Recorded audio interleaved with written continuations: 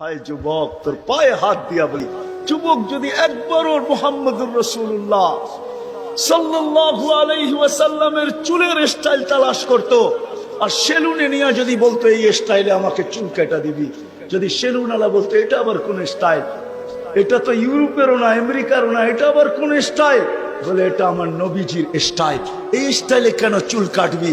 বলে আজকে যদিও দেখা হয় না এই পর্যন্ত, জানি না বাকি জীবন স্বপ্নে দেখবো কি দেখবো না, কিয়ামতের দিন অবশ্যই দেখা হবে, যেদিন দেখা হবে ওই দিন যেন হাত পাতার সুযোগ হয়, ওই দিন কিন্তু বলতে পারি হারিসুম বিল মুমিনিনা রাউফুর রহিম, আপনি তো রাউফ ছিলেন, আপনি তো রহিম ছিলেন, আপনি তো হারিসুম বিল মুমিনিন ছিলেন, আমি জীবনভর কিচ্ছু করতে পারি না, শুধু আপনার স্টাইলে একবার চুল কাটছি, আমাকে কি দিবেন দেন না।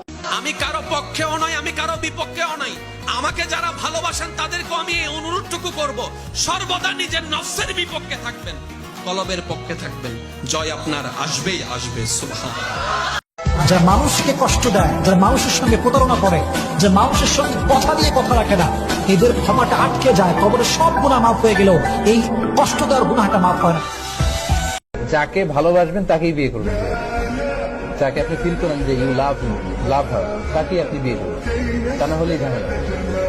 ভালোবাসাটা ফিল না করলে বিয়ে করা যাবে।